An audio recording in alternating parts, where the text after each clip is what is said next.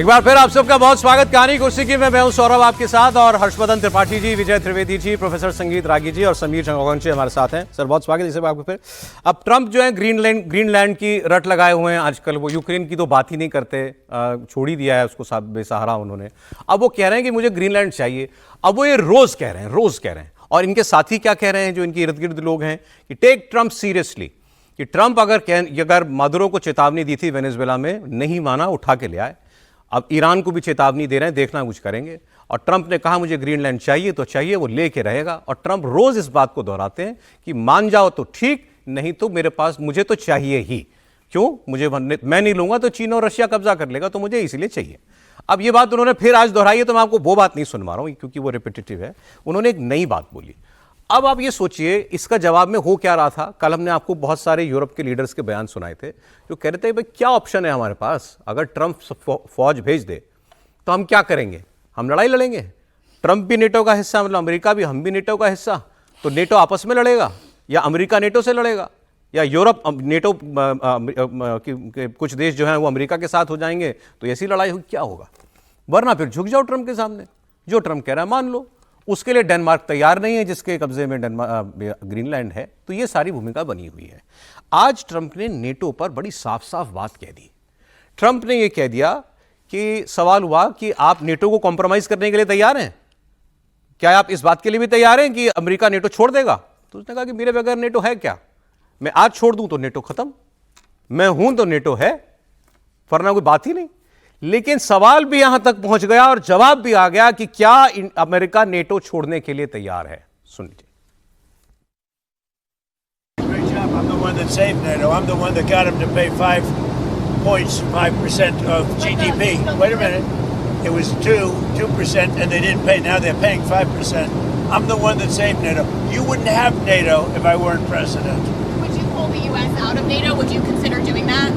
Well, maybe NATO would be upset if I did it. Maybe NATO would save a lot of money, but I like NATO. You know, I just wonder whether or not if we needed NATO, would they be there for us? I'm not sure they would. You know, we spend a lot of money on NATO, and I'm not sure they would. But what would you say? Now, what's happened is, as you know, Sleepy Joe Biden gave $350 billion to Ukraine and got nothing for it. I got rare earth back. I got, I think, value back far greater than that. अब सुनिए Trump ने बोला क्या। Trump से सवाल हुआ क्या आप नेटो छोड़ने के लिए तैयार हैं। उन्होंने कहा नेटो को बुरा लगेगा लेकिन हमारे तो बहुत पैसे बचेंगे। फिर आगे वो ये बात कहते हैं कि मुझे दरअसल भरोसा ये नहीं है कि मुझे जरूरत पड़ी तो नेटो मेरे काम आएगा कि नहीं आएगा। मतलब ग्रीनलैंड पे मान लीजिए रशिया या चीन चढ़ाई कर दे तो क्या नेटो वो काम करेगा, करना तो मुझे को पड़ेगा। मैं सर इस बयान को सुनने के बाद मतलब मैं इस नतीजे पर पहुंचता जा रहा हूं समीर जी कि ट्रंप ने ये रशिया का झगड़ा, यूरोप का झगड़ा हमेशा के लिए खत्म करने का तरीका शायद ये सोच लिया कि नेटो को ही खत्म करो। पुतिन चाहते क्या है कि नेटो क्यों है, नेटो मेरे खिलाफ है। ये सारे लोग मिलके मिसाइलें लगा रखी है, पूरे यूरोप में मिसाइलें लगी हुई हैं, सेनाएं लगी हुई हैं, एक मेरे खिलाफ। और एक वक्त था जब मेरे पीछे भी और दो देश थे, वो तो यूएसएसआर के खत्म होते ही सब कुछ खत्म हो गया। तो वो बार बार ये तो कहते हैं फिर नेटो क्यों, जब यूएसएसआर नहीं है तो नेटो भी नहीं। तो ट्रंप क्या इस झगड़े के इस सोल्यूशन पर पहुंचे कि नेटो निपटाओ और ये झगड़ा ही खत्म करो। समीर जी देखिए, ट्रंप साहब ने तो कहा है कि मैं नाटो से बहुत प्यार करता हूं। अब वो उनके प्यार की परिभाषा तो वही जो बताएंगे कि वो किस तरीके से करते हैं। उन्होंने तो भारत के लिए भी कहा था कि प्रधानमंत्री नरेंद्र मोदी मेरे बहुत अच्छे दोस्त हैं, उसके बाद भी उन्होंने टैरिफ भारत के ऊपर लगाया। लेकिन अब यह तय है कि जिस तरीके से ग्रीनलैंड को लेकर अमेरिका ने अपना स्टैंड ले लिया है, और डेनमार्क को मुझे लगता है कि उन्होंने संदेश भी दे दिया है कि भाई या तो आप राजी मान लो, मैं आपको पैसे देने को तैयार हूं, आपको अमेरिका की सिटीजनशिप दूंगा, ग्रीनलैंड मुझे चाहिए। और मुझे लगता है भाई ट्रंप ने तय कर लिया है, कुछ दिनों की बात है। और जहां तक नाटो की बात है तो अब नाटो को भी लग रहा है कि अमेरिका के ऊपर बहुत ज्यादा निर्भर नहीं रहा जा सकता है। जिस तरीके से कल बयान आया नाटो के देशों का कि हमें रूस से भी बात करना चाहिए, अब वो जो जिस तरीके से बात रूस से शुरू कर रहे हैं, अब नाटो को भी लग रहा है कि भाई जो आदमी अपने पड़ोसी के एक राज्य को 51 कनाडा को 51 राज्य बनाने की कोशिश कर सकता है, जो ग्रीनलैंड के ऊपर नजर रख सकता है, वह अमेरिका कुछ भी कर सकता है। ट्रंप कह रहते हैं नाटो सुरक्षित नहीं है, और नाटो को भी लग रहा है कि भाई ट्रंप बचाने आएंगे नहीं, जिस तरीके से जेलेंस्की को उन्होंने छोड़ दिया। लेकिन यह तय है कि लेकिन भाई ग्रीनलैंड तो ग्रीनलैंड तो वो लेके मेंबर है रहेंगे। नाटो का, तो क्या अब ट्रंप मतलब अब नाटो के एक देश के ऊपर सर मैं कह रहा हूं इस खबर की सबसे मजेदार बात यह है, अभी आपने जितनी बार अमेरिका और नेटो बोला, दोनों का मतलब ही एक है, बिल्कुल। अमेरिका ही नेटो है, नेटो ही अमेरिका है। लेकिन क्या नेटो खत्म हो रहा है, जो पुतिन की सबसे बड़ी डिमांड है, क्या अब ट्रंप उस तरफ बढ़ रहे हैं त्रिपाठी जी?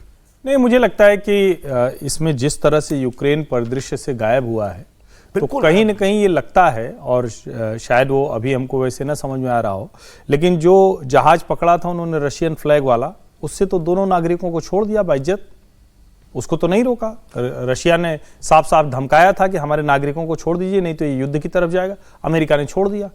उस जहाज में कुछ था भी नहीं। जो पहले खबरें आ रही थी कि वो तेल लेके जा रहे हैं, तो भाई वेनेजुएला का सारा तेल तो अब अमेरिका का हो गया, उनकी दादागिरी है। मुझे लगता है कि शायद ये रास्ता होगा। अब कई बार लगता है ना कि ये जो बड़े संघर्ष होते हैं उसमें बड़ी रणनीति और बड़ी साजिशें होती हैं।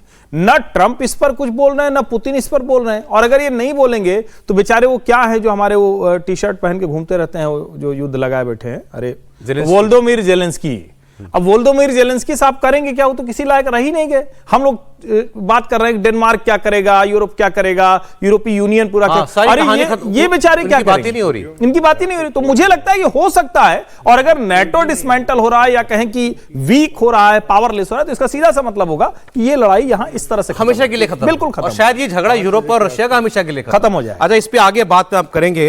इनके एक सांसद हैं टेड लियो, इन्होंने तो सीधे सीधे अपनी सेना से कहा कि सारे जनरल और सारे लिस्टेड लोग सुन लें जो सेना में हैं, अगर कांग्रेस की मतलब संसद की अनुमति के बगैर ग्रीनलैंड पर किसी भी सैन्य अभियान में आपने हिस्सा लिया तो आप एक गैर कानूनी काम कर रहे होंगे। ये एक बहुत अद्भुत बात है कि एक सांसद, और वहां के सांसद कांग्रेस में जो होते हैं मतलब पावरफुल लोग होते हैं, वो सेना को सीधे एड्रेस कर रहा है और सारे जनरलों को सुना रहा है। अब इसमें बीच में एक और बात है कि इन्होंने जो बात सेना के लिए कही, खबरें सारे विदेशी फॉरेन अखबारों में छपी हुई हैं कि ट्रंप बहुत दबाव बना रहे हैं अपने जनरल्स पर कि मुझे ग्रीनलैंड पर चढ़ाई करनी है, मुझे प्लान बताओ। और जनरल्स जो हैं वो करने के लिए तैयार नहीं है, अब सीधे मना नहीं कर सकते हैं।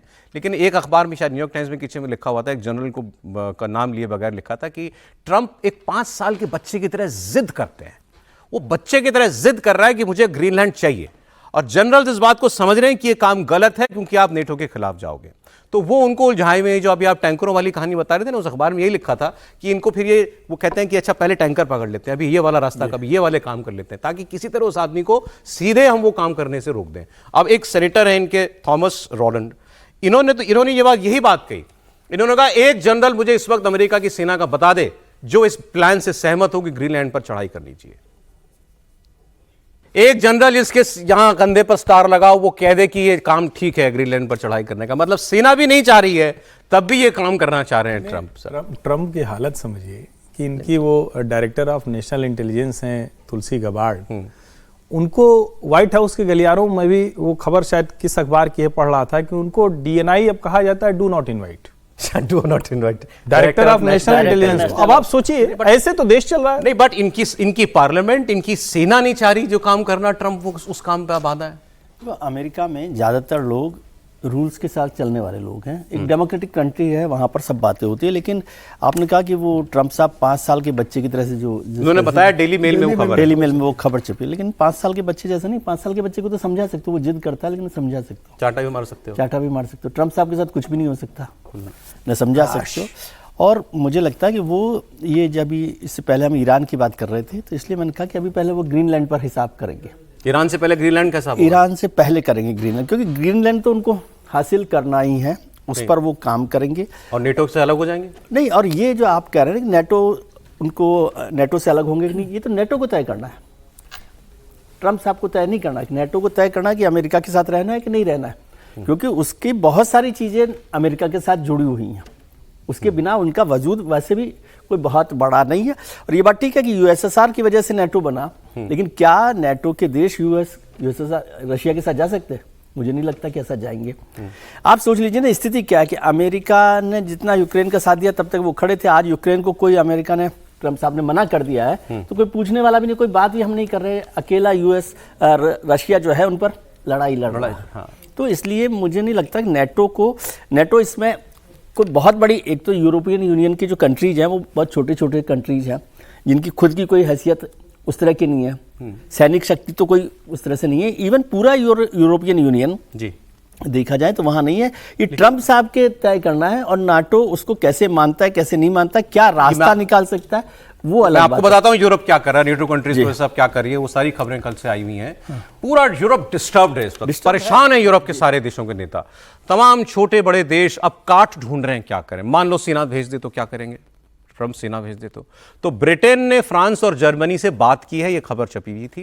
ये तीनों देश ग्रीनलैंड में अपनी आर्मी तैनात करने की तैयारी कर रहे हैं। खबर यह भी है कि जर्मनी ने ग्रीनलैंड में अपनी सेना तैनात कर दी है, अपने 2 युद्धपोत उसने वहां भेज दिए हैं। और यूरोपियन यूनियन ने ट्रम्प को जवाब देने की तैयारी आर्थिक तौर पर की है कि अमेरिका की जो बड़ी बड़ी कंपनियां हैं उनको झटका दें। तो यूरोपियन यूनियन के देश अमेरिकी कंपनियों को बैन करने पर विचार कर रहे हैं। इसमें टेक कंपनियों जैसे गूगल, एक्स, माइक्रोसॉफ्ट, दुनिया की इतनी बड़ी बड़ी कंपनियां ये अगर यूरोप में बैन हो जाएं तो इसकी तैयारी भी कर रही है। और अगर ट्रंप यूं ही डराते धमकाते रहे तो यूरोपीय यूनियन अमेरिकी बैंकों और वित्तीय कंपनियों पर भी प्रतिबंध लगा सकता है। ये सारे विकल्पों पर यूरोप के देश विचार कर रहे हैं। झगड़ा था रूस और यूक्रेन का, हो गया यूरोप और अमेरिका का। प्रोफेसर साहब, और मेरा सवाल वही था ओरिजिनली, क्या नेटो खत्म हो रहा है? देखिए, नेटो को, लेकिन एक चीज समझिए कि यदि कल नेटो खत्म हो जाता है, एक प्रेमाइस पे हम लोग बात करें कि नेटो खत्म हो जाता है, क्या अमेरिका की इतनी कुवत रह जाएगी कि वो अकेले चाइना से लड़ सके हर जगह? क्योंकि आज के दिन में चाइना और रसिया, ये दोनों एक्सिस तो काम कर रहा है, दोनों एक दूसरे के साथ खड़े होने के लिए तैयार है। चाहे वो ताइवान का मुद्दा हो, चाहे वो बाल्टिक रीजन में हो, चाहे नॉर्डिक रीजन में हो, दोनों साथ साथ खड़े होने के लिए तैयार अब तो अमेरिका को भी नेटो में रहने की जरूरत है। तो मेरा ये कहना है कि ये बात बिल्कुल सही है, बिल्कुल दुरुस्त है कि नेटो का अस्तित्व तो अमेरिका के कारण है। अमेरिका माइनस नेटो खत्म हो जाएगा। माने आप उसे पेपर पर रखेंगे, ताकत के रूप में वो खत्म हो जाएगा। दूसरी बात, यदि कल अमेरिका नेटो से हट जाता है तो ये जो छोटे छोटे कंट्री हैं, बेल्जियम है और ये सब है छोटे छोटे, जिनकी किसी की आबादी जो है वो 30 लाख है, किसी की आबादी 2 करोड़ है, किसी की आबादी 5 करोड़ है, 3 करोड़ है, ये इनकी जो सेनाएं नहीं थी, अब जरा उनको सोचिए तो सेकंड वर्ल्ड वॉर के समय क्या था, ये सारे के सारे युद्ध में उलझे हुए थे। सारे उसी सेकंड वर्ल्ड वॉर के समय इनकी सीमा रेखाएं जो है वो तय होकर के निकल गए। कल जाकर के इन्हीं के यूरोपियन यूनियन में से 3 देश, बड़े देश जो है, अपनी महत्वाकांक्षा के लिए यदि घुसना शुरू करें तब क्या होगा? नेटो के ये तो फिर जंगल के कानून वाली बात नहीं, अभी तो वही चल रहा है। मैं इसलिए ऐसा कह रहा हूं, मैं ऐसा इसलिए कह रहा हूं कि उनको भी अब सेनाएं रखने के लिए मजबूर होना पड़ेगा। ये तो हो रहा है, नहीं करेगा तो रसिया करेगा। ये तो हो रहा है। आप इसे किसी एक बात पे असहमत हो रहे थे, क्या बात? नहीं, मैं ये कह रहा हूं कि हम जो गलत समझ रहे हैं कि चाइना से युद्ध के लिए तैयारी अमेरिका करेगा कि नहीं करेगा। अमेरिका चाइना से युद्ध करना ही नहीं है उसको। अमेरिका, चाइना, रूस का एक समझ लीजिए कि अनसेट एग्रीमेंट जैसा है कि वो तीनों लोग अलग अलग तरीके से लड़ेंगे। सर ये तो मैं आप लोग ज्यादा हिस्ट्री आता है। नेटो तो यूएसएसआर के लिए ही बना था ना, और उसकी और कोई वजह नहीं। ठीक है, अच्छा, पुतिन लेकिन मिक्स्ड सिग्नल दे रहे हैं। ये यूरोप वाले क्या कहते हैं, नेटो बनाए रूस के लिए। वो कहते हैं कि देखो यूक्रेन पर उसने चढ़ाई करके सबूत भी दे दिया कि हमें नेटो की जरूरत है पुतिन से, और ये एक ना एक दिन पहले यूक्रेन पे कब्जा करेगा और फिर ये बाकी देशों के अपने आस पड़ोस के देशों पर कब्जा करेगा। ये दोबारा यूएसएसआर बनाना चाहते हैं पुतिन, ये यूरोप के देशों को लगता है और वो कहते हैं। पुतिन इस सवाल का जवाब बार बार ये कह के दे चुके हैं कि ये जो भी ये बात कह रहा है वो गलत कह रहा है, मेरी कोई मंशा नहीं है, मैं यूरोप से लड़ाई नहीं करना चाहता, लेकिन यूक्रेन के साथ मेरे कुछ इश्यूज हैं, मुझे उनको सॉल्व करना है और मेरा मुद्दा केवल यूक्रेन है। लेकिन फिर बीच बीच में क्या कह देते हैं, एक बार पहले भी कहा था, अब फिर कहा है कल, कि अगर यूरोप को जंग चाहिए ही तो ये समझ ले कि मैं आज ही तैयार हूं, अभी तैयार हूं, करनी है तो शुरू कर दो। ये बात उन्होंने कल भी कह दी। सर मुझे बहुत छोटे में जवाब दीजिए, क्या पुतिन पर भरोसा किया जा सकता है, यूरोप कर सकता है कि ये जो कह रहे हैं कि मुझे नई लड़ाई करनी है यूरोप से और मुझे यूक्रेन के अलावा किसी और देश की भूमि भी नहीं चाहिए? देखिए, यदि यूरोप के देश यदि महत्वाकांक्षी नहीं है तो पुतिन पे पूरी तरीके से भरोसा किया जा सकता है, कर सकते हैं, बिल्कुल भरोसा किया जाए। एक मिनट, आखिर डिच किसने किया? जब यूएसएसआर ब्रेक हुआ था तो कमिटमेंट तो यही था यूरोपियन कंट्रीज का, और नाटो का भी कमिटमेंट यही था कि नाटो जो है उनके दरवाजे तक नहीं पहुंचेगा। यूरोप जो है वो खतरा नहीं बनेगा उसके लिए, ये अमेरिका का ही ठीक, ठीक, कमिटमेंट तो आप कह रहे हैं कि आपने उस चीज को आपने ब्रिज किया। ऑलराइट, तो भरोसा उन्होंने यूरोप ने ही तोड़ा है, बिल्कुल तोड़ा है। और वो अगर हम नेटो बिल्कुल खत्म करें तोड़ा तो है। पुतिन पे भरोसा कर सकते हैं। हाँ सर, आप बोलिए प्लीज। आप पुतिन तो लिख के देने को तैयार है। पुतिन ने कहा मैं लिख के देने को तैयार हूं कि मैं कभी भी इन देशों के ऊपर आक्रमण नहीं करूंगा। उस पे टैंक चढ़ जाएगा, कागज का नहीं, क्या नहीं, उसने रहेगा? बोला है कि इतना मैं भरोसा करने के, मेरा जो हिसाब किताब करना है मुझे यूक्रेन से करना है, मैं क्रीमिया ले चुका हूं, मैं यूक्रेन से मुझे जो हिस्सा वो लेना है, मैं यूरोप के बाकी किसी देश पे आक्रमण नहीं करूंगा, मैं लिख के एग्रीमेंट करने को तैयार हूं। चलिए, ये तो ये खैर हो सकता है कि कल बेलारूस भी जो है वो उसको भी मिला लें। अभी तो बेलारूस तो लगभग मिला ही हुआ है। बेलारूस में तो इनकी मिसाइलें लगी हुई हैं, तो साथ ही इनका। खैर, अगली खबर ये है, और ये आपको थोड़ी सी परेशान भी करेगी, कि कनाडा जैसे देश को दिक्कत हो रही है। कनाडा दहशत में है ट्रंप के रवैये से। वहां के लोग ये कह रहे हैं कि अमेरिका अब किसी भी लेवल पर भरोसेमंद पार्टनर नहीं है। और आप कैसे, इसका कोई उदाहरण भी नहीं है दुनिया में कि क्या है अमेरिका और कनाडा।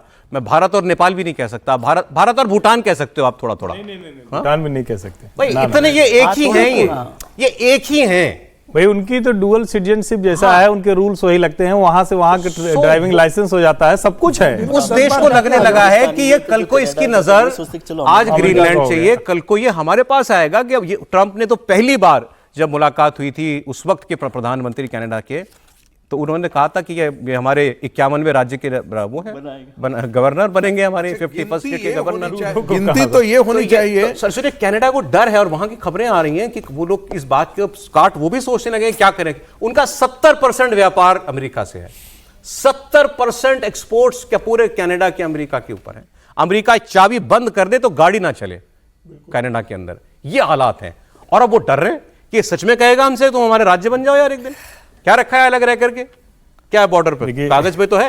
एक मित्र जो है वो फ्रैंकफर्ट से मैसेज कर रहे हैं कि पुतिन ज्यादा भरोसेमंद है ट्रंप से। पुतिन ज्यादा भरोसेमंद है ट्रंप से, क्योंकि ट्रंप का भरोसा नहीं है। लेकिन देखिए, कनाडा वाला जो मसला है, कनाडा ने कभी अपनी डिपेंडेंट नेशन वाली वो छवि बनाई ही नहीं ना। 1 लाख की सेना, वो हमेशा पीछे पीछे चलता रहा। और उनका तो पूरा खेल है, हम 5 आई का हिस्सा हैं, हम उस इंटेलिजेंस के साथ जुड़े हैं जो दुनिया में सबसे ताकतवर है, हम अमेरिका के साथ जुड़े हैं। और अगर इसको यूं देखें, अमेरिका दुनिया की सबसे बड़ी कंज्यूमिंग सोसाइटी है। यानी वहां क्यों ये ताकत क्यों है, इसको समझना चाहिए। सबसे ज्यादा वहां के लोग खाते पचाते हैं, इसको ऐसे समझिए। सबसे ज्यादा वो एसी चलाते हैं, सबसे ज्यादा गाड़ी चलाते हैं, जितनी दुनिया भर में उपभोग की चीजें हैं। अगर कुछ सबसे अमीर देश, $90,000 उसकी पर कैपिटल। अब वो कंज्यूमिंग कहां से है? कंज्यूमिंग करता है वो इन्हीं देशों से।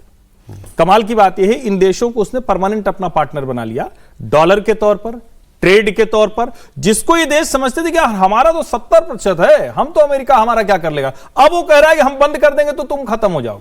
मुझे लगता है यूरोपीय यूनियन और कनाडा के देशों को अपनी फॉरेन पॉलिसी दुरुस्त करनी पड़ेगी। बिल्कुल सर। अब अगली खबर, 2 खबर जल्दी से बता दूंगा आपको क्योंकि इंपॉर्टेंट है ये। एक ट्वीट किया ट्रंप ने, अभी बात हो रही थी ट्रंप क्या समझ रहे हैं अपने आप को, तो उन्होंने एक ट्वीट किया, अपनी फोटो लगाई और नीचे लिखा एक्टिंग प्रेसिडेंट ऑफ वेनेजुएला, कि मैं वेनेजुएला का एक्टिंग प्रेसिडेंट हूं। ये एक राष्ट्रपति उठा के लाए वहां से, सरकार बदल के नहीं आए। वहां सरकार वहीं की चल रही है, रिजीम वही है, कम्युनिस्ट गवर्नमेंट ही चल रही है। मादुरो के साथ जो डिप्टी थी वो एक्टिंग प्रेसिडेंट बनी हुई हैं, लेकिन अब इन्होंने लिख दिया I am the acting president. ये ऐलान कर चुके हैं उनका सारा तेल हमारा, और वो जो उनका जो व्यापार होगा, खाने पीने दवा से लेकर सब अब हमारे से होगा, हमसे खरीदना पड़ेगा। तो इन्होंने तो उसको एक लेवल पर कॉलोनी अपना बनाई दिया। उससे खतरनाक बात वो है हथियारों की। दुनिया में युद्ध होते हैं, लेकिन युद्ध के भी कुछ नियम होते हैं। कुछ ऐसे हथियार हैं जो कई देशों के पास हैं, कई ने विकसित किए हैं, हो सकता है हम भी कर रहे हो, लेकिन उनको कोई इस्तेमाल नहीं करता। आप कहेंगे न्यूक्लियर के अलावा भी बहुत सारे ऐसे हथियार होते हैं, बायोलॉजिकल वेपन्स होते हैं, केमिकल वेपन्स होते हैं। ऐसे ही एक हथियार का जिक्र किया जा रहा है जो इन्होंने वहां पर मादुरो को उठाते वक्त किया। हुआ ये कि इनकी जो व्हाइट हाउस की सेक्रेटरी हैं, उन्होंने एक पोस्ट किया जिसमें उन्होंने वेनेजुएला के एक सैनिक की आप बीती उसकी जुबानी उसमें बताई। वो उसने क्या बताया कि अचानक से एक ऐसी आवाज हुई कि हमें ऐसा लगा कि हमारा सर फट जाएगा, हम सब लोग बेहोश होकर के गिर पड़े, हम खड़े ही नहीं हो पा रहे थे, जितने सैनिक थे उस पैलेस के अंदर, और खून की उल्टियां होने लगी, नाक से हमारे खून बहने लगा और हम बेहोश हो गए। हमारे सारे रडार सिस्टम सब बंद हो गए थे।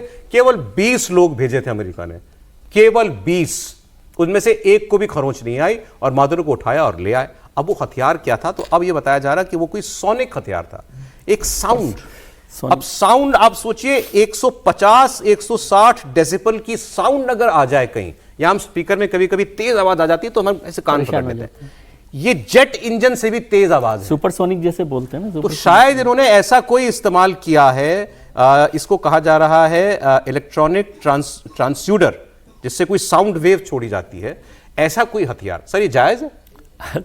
ये आपने पहले ही कहा कि जो इस तरह के हथियार हैं वो बिल्कुल गैर जायज हैं, लेकिन उसका एक फायदा ये हुआ ना कि वो ये नहीं कहेंगे कि इतनी हत्याएं हमने कर दी। 200 लोग मरे हैं सर, ऐसा नहीं कम लोग मरे, 200 लोग मरे हैं उसमें। युद्ध में जायज है, युद्ध में वही आक्रमण में तो कुछ जायज न जायज कुछ ऐसे नहीं होता। और अमेरिका पर अब है ना किसी भी तरह से इस तरह की ये जो बातें करना कि जायज, वो क्या करेंगे ट्रम्प साहब जो कर रहे हैं, ये लिखा है एक्टिंग वाइस प्रेसिडेंट, ये कौन सा जायज है? नहीं, ये तो मतलब ये तो उससे भी ज्यादा है कि मादुरो को उठाने से ज्यादा है कि आप एक कंट्री पर उदाहरण नहीं देखा। एक चीज, एक आखिरी बस खबर सारी ट्रम्प से ही जुड़ी हुई है। और देखिए इन्होंने अब मेक्सिको को धमकी दी है कि वेनेजुएला की तरह वहां तो हवा से गए थे, यहाँ से जमीन में जाएंगे और तुम्हारे यहाँ जितना ड्रग कारोबार चल रहा है इसको हम बंद करेंगे। मेक्सिको बिल्कुल बाउंड्री है उसका, और शायद सबसे बड़ा ट्रेड पार्टनर है। फिर इन्होंने क्यूबा को कहा है, क्यूबा इनका दुश्मन है, क्यूबा से कहा अब तुम समझ जाओ। वेनेजुएला और क्यूबा का रिश्ता ये था कि क्यूबा के पास इकोनॉमी नहीं थी तो तेल वेनेजुएला देता था, और वेनेजुएला के पास सेना नहीं थी तो सेना क्यूबा देता था, ये इनका रिश्ता था। तो इन्होंने कहा देखो भाई हमने तुम्हारा एक भाई निपटा दिया, अब तुम आओ और हमसे डील करो। ये इन्होंने क्यूबा को धमकी दी है। लेकिन सर क्यूबा तो हमारा बहुत बड़ा दोस्त है, इंदिरा गांधी तो भाई मानती थी फिडेल कास्ट्रो को डिक्लेयर कर दिया कि मार्को रूबियो को कह दिया ये वहां के राष्ट्रपति बना। देखना चाहता हूं, मतलब इस तरीके से बांट रहे है ना, निकारागुआ जो है वहां पर क्यूबा और ये यहाँ पर कम्युनिस्ट रेजिम रहा है और ये रसिया समर्थित सरकार रही है, तो स्वाभाविक है कि ट्रंप को अब ये खटकने लगा है। एक समय 1962 में हम लोग क्यूबा मिसाइल क्राइसिस के बारे में बात करते हैं, लेकिन आज उनको इसलिए लग रहा है कि अब तो जब वेनेजुएला को निपटा दिए तो क्यूबा में है कहाँ? तो ट्रंप उधर तो और ज्यादा करीब है, और करीब है, और पुतिन उधर उलझे हुए हैं यूक्रेन में। पुतिन आकर के यहाँ तो अब लड़ नहीं सकते हैं, अपने रिसोर्सेस को जो है वो डिप्लॉय नहीं कर सकते हैं यहाँ पर, तो क्योंकि उनके लिए बहुत सबसे बड़े विस्तारवादी नेता के रूप में जाने जाएंगे ट्रंप। ये न्यू एम्पेरियलिज्म का जमाना आया है 2028 तक, और अभी तो 2028 तक नेता के तौर पर जाने जाएंगे जिसने विस्तारवाद की कोशिश की और वर्ल्ड डिसऑर्डर कर दिया, अमेरिका का पराभव। अभी 2028 तक तो रहना ही है। खबरें कि तीसरा टर्म भी ट्रंप किसी तरह ले लेंगे। ये सारी खबरें, चर्चा आज बहुत हो गई सर, कई बातें कर ली, समय इतना ही था। हर्षवर्धन जी, विजय जी, बहुत स्वागत, धन्यवाद आपका।